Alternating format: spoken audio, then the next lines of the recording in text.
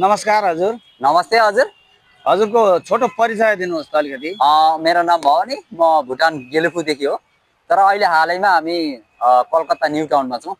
अन्त अहिले चाहिँ हामी एकदम रमाइलो ठाउँमा आइपुगेका छौँ, न्यू टाउन कलकत्ता विश्व बङ्गला गेट। यसलाई चाहिँ कलकत्ताको यो विश्व बङ्गला गेट भन्ने चाहिँ कहाँनिर कुन ठाउँमा पर्छ?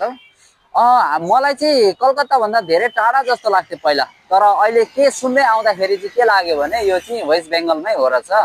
अन्त यो चाहिँ कलकत्ताको न्यू टाउनमा हो। हजुरहरूले यहाँ आउनको लागि भुटानदेखि होइन, मलाई पहिला कस्तो लाग्थ्यो भने अब कलकत्ता भन्ने चाहिँ धेरै टाढा होला जस्तो लाग्थ्यो भने होइन, डर पनि लाग्थ्यो क्या, के कस्तो त्यहाँको नियम नीति कस्तो भन्ने थाहा थिएन।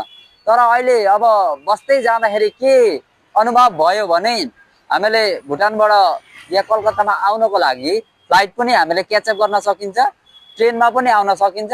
अनि ट्रेन चाहिँ आउनु पर्यो भने अलिपुरद्वारदेखि यता आउनुपर्ने हुन्छ होइन, स्यालदासम्म। अनि बसमा आउनु पर्यो भने तपाईँहरूले होइन बस लिन सक्नुहुन्छ फुन्चेलिङ बस काउन्टरदेखि होइन, बस स्ट्यान्डदेखि धर्मतलाको बस स्ट्यान्डसम्म होइन।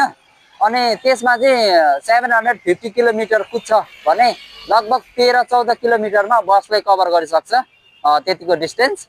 अनि यहाँनिर मेट्रो होइन एकदमै फेमस भएको चाहिँ मेट्रो ट्रेन हो, जुन माटो मुनिदेखि नै कुद्छ भन्नु न, त्यो चाहिँ बेसी जस्तै। अन्त अरू कुरा के छ भने फ्लाइट छँदैछ।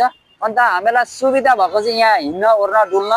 अर्को कुरा के सुविधा लाग्यो भने यहाँनिर जुन कस्टम अफिसहरू छ, जुन हाम्रो भुटानमा सामान जान्छ नि, बेसी जस्तो यहीँ कलकत्तादेखि नै जाँदो रहेछ भन्ने यो अनुभव लाग्यो मलाई।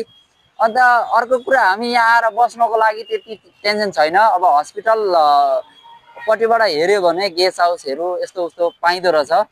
अर्को कुरा आफैले पनि यहाँनिर बस्न सकिने जस्तै लाग्यो अलिअलि। अनि अर्को कुरा के हो भने यहाँको वातावरण चाहिँ अलिकति त्यस्तै हो, अलिकति धुलो प्रदूषण छ होइन, अलिकति गाडी बेसी भएर मान्छे बेसी भएर होइन। भुटान जस्तो अब सुन्दर पनि छ, तर पनि अब यहाँ बेसी डेभलपमेटिक वेमा होइन सुन्दर भएको छ, त्यो रमाइलो छ। हजुरहरूले यो पछाडि देखिरहनु भएको छ माई न्यू टाउन होइन, यो चाहिँ विश्व बङ्गला गेट, इन्डियाको फर्स्ट ह्याङ्गिङ रेस्टुरेन्ट भनेर पनि चिनिन्छ भने। अन्त यसलाई चाहिँ एकदम रमाइलो छ। यसबाट माथि चढेर भ्यू हेर्नुभयो भने 360 डिग्री भ्यू हेर्न सकिन्छ। अन्त यसमा माथि चढ्नको लागि चाहिँ 50-100सम्मको होइन इन्ट्री फी लाग्छ भने लिफ्टबाट जान सकिन्छ। अनि यस्तै गरी हजुरहरू पनि भ्रमण